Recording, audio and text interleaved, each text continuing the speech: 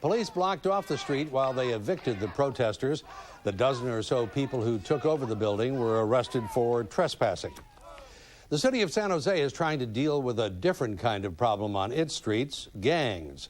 Mayor Susan Hammer has unveiled new programs to cut down on gang activity in San Jose.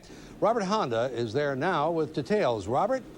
Mac, it has been kind of a rough summer for San Jose when it comes to gang-related problems, as well as a number of highly publicized drive-by shootings. Just this past weekend, a family was tied up and robbed at gunpoint in yet another suspected gang-related crime. Now, it's easy to focus on these highly dramatic events, but you have to remember that the city has been focusing on the gang problem as a priority ever since Mayor Susan Hammer took office. And after a lot of frustrating starts and stops, it appears San Jose is making some progress on the streets and in the parks.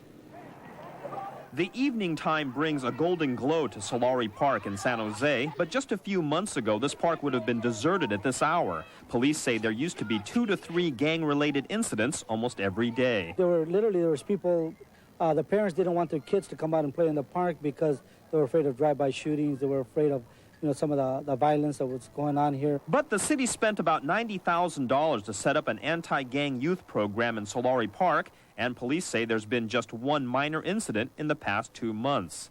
The key ingredients, recreation programs, and reaching out directly to the gangs by former gang members hired by the city. But basically, it's just a lot of truth. If you're going to go out there and meet them, and you got to be ready to meet their needs. If you're going to take gangs away from them, you got to replace it with something. And it's got to be something positive. Tonight, Mayor Susan Hammer met with gang members and concerned neighbors and got a pleasant surprise, a thank you from the community. Mayor Hammer points out that San Jose has a different gang problem than other cities, and they have adjusted their city programs accordingly. Several of our programs are really directed at kids in 5th and 6th grade, junior high school kids, before they get to be young adults, so that behavior pattern can be changed. We work with the families, and again, we try to target that sort of pre-gang, if you will, kind of behavior. But local councilman George Shirakawa, who works on gang programs, reminds everyone that the gang problem in San Jose is still on the rise. Our dollars are so limited now that when we do an evaluation, we need to make sure that people said they were going to do a certain thing for the city in reducing gangs, and that those that do it and do it well, we continue to fund them. Those that don't do it well, we need to take the money away and direct it where it can do the most good.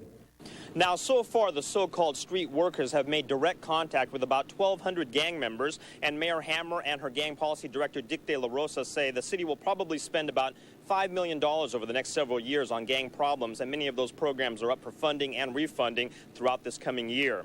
Now, a lot of people say there aren't that many success stories. Some community groups say the city is still not spending enough money on the gang problem. But think about this. On Saturday, a local South Side gang will meet another area gang face-to-face in a softball game. Now, as one community worker put it, it may be hard to gauge success, but that sounds a lot like progress. Reporting live in San Jose, Robert Honda. Mac, back to you. A refreshing change. Thank you, Rob.